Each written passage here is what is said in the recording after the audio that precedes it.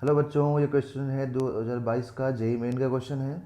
इस क्वेश्चन में बच्चों बोला गया light wave travelling linearly in a medium of dielectric constant 4 incident on horizontal interface separating medium with air the angle of incidence for which total intensity of incident wave will be reflected back into the same medium. मतलब आपसे पूछ रहा है बच्चों कि हम किस angle पे इंसिडेंट कराएं जिससे कि लाइट वापस से उसी मीडियम में आ जाए जिधर से जा रहा है। ठीक है, तो टी आई आर तभी हो सकता है बच्चों जब वो डेंसर से कहाँ जाए, रेयर में जाए। तो डेंसर से रेयर जाएगा तभी जाके टी आई आर होगा। तो आपसे ये वाला जो एंगल है वो पूछा जा रहा है कि ये जो एंगल है वो कितना होगा।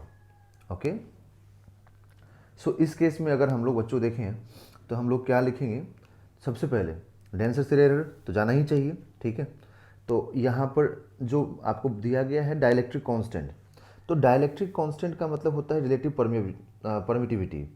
तो मीडियम का परमिटिविटी अपॉन फ्री स्पेस का परमिटिविटी, और ये 4 दिया हुआ है तो यहाँ से हम लोग मीडियम का फाइंड कर लेंगे तो 4 एप्सिलॉन नॉट आ जाएगा।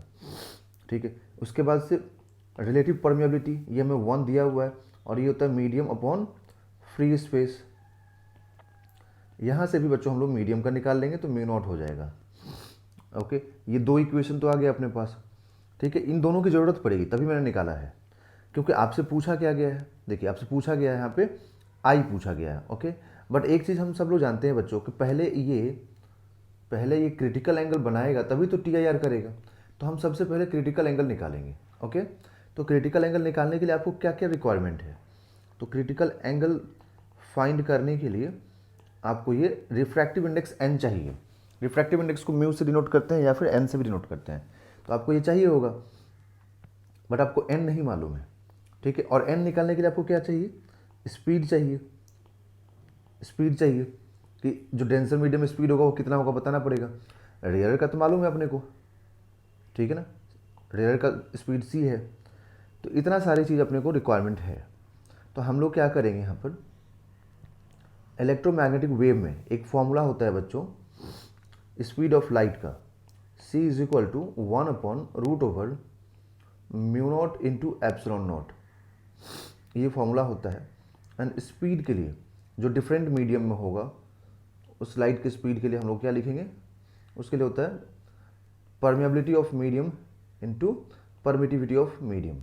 ओके, फिर हम लोग यहाँ पर मीडियम का निकाले हुए हैं, देखिए 4 एप्सिलॉन नॉट और 1 म्यू नॉट, इसको यहाँ रख देंगे। तो यहाँ पर जब हम रखेंगे 4 epsilon not mu naught. Okay, अब इसमें से आप 1/2 कॉमन कर दीजिए, 4 है ना उसको बाहर निकालिए, 2 आ जाएगा एंड ये हो जाएगा 1 upon root over mu not epsilon not, and 1 upon root over mu not epsilon not को हम सी लिख सकते हैं, मतलब ये हो जाएगा c/2। 1/2 तो है पहले से ही ना, इसे c/2 हो जाएगा।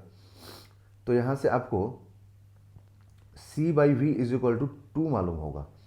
ठीक है, और ये जो इक्वेशन है यहाँ से आप कंपैरिजन करके बोल सकते हैं कि फिर n का वैल्यू क्या आ जाएगा, n का वैल्यू आ जाएगा बच्चों आपको फिर 2।